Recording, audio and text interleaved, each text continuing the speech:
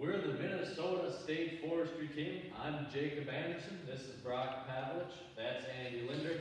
And that's Eric Gunderson way down there on the end.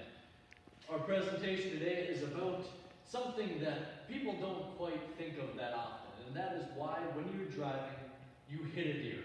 Why is that deer crossing from one side of the road to the other? Just the other day, I hit a family of raccoons. I did not wonder why were those raccoons crossing from the south side of the road to the north side. But when I pass things over to Brock, Brock will tell you why that is. So, we are talking about forest fragmentation. Forest fragmentation is the breakup of large continuous forest into smaller sections. Now what happens is, this is through the process of building roadways, of constructing cities, utility lines, farmlands that break up these sections of the forest. Now what happens to these sections of forest is that it isolates them, that it keeps them together, and that for the wildlife within them, it reduces so many opportunities for breeding, expansion, and all the other things that they need to survive.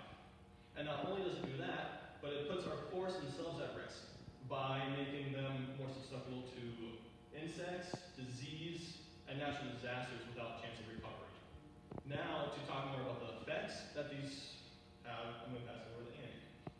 So think of it as a red squirrel in this large open woodland with nothing but trees and beautiful water, all just perfect for this red squirrel.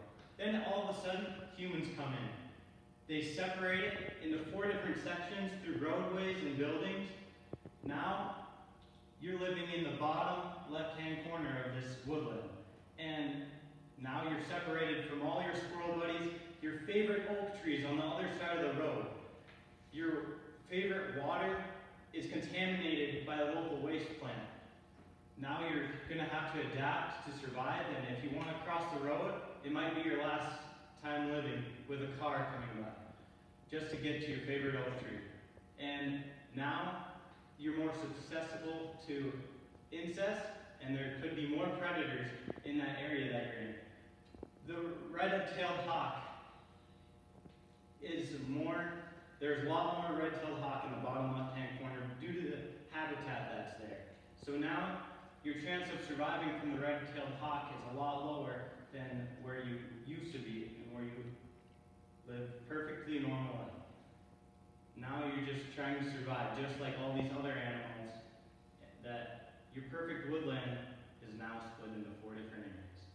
And the reason we need to prevent this from happening from all over the place, because it's just, with one solid woodland, it's just better ecosystem and everything, and now we're gonna go to preservation. So, preservation and preventing is probably the 2 biggest ways that we can fight this forest fragmentation. We can prevent the problem from being widespread in the first place, especially with different things that happen throughout the time and eras that we have been through. It can also help stop and prevent that to keep and sustain yield for a lot of different things in the future. But of course, for all that time now, we cannot always prevent what has already been done. On the way between Cook, Minnesota to Hibbing, Minnesota, there's a road that cuts right in between this massive spruce swamp that has definitely had an impact on wildlife populations there, especially with different aquatic animals there too. But for prevention in total, a lot of it just comes from planning and different planning structures, especially in urban biomes and other things as well.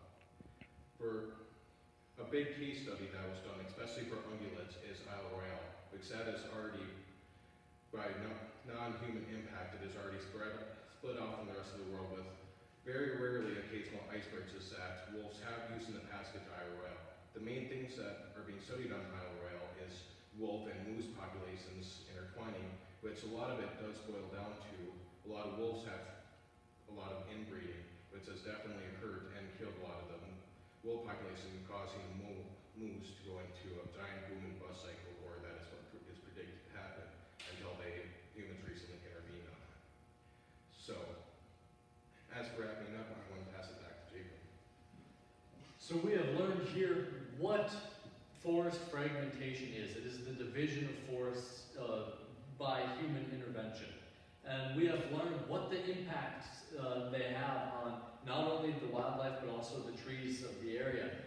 Not only do you have susceptible, you have insects that are spreading within these quadrants, and you also have that environment, that habitat that has been virtually destroyed by the implementation of these roadways.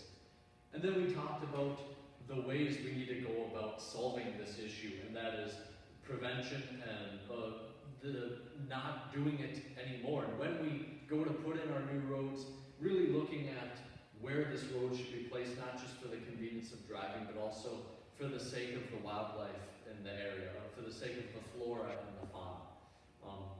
That being said, this was our little presentation by Team Minnesota. Thanks much for listening. We are now open to any questions that are available. Thank you.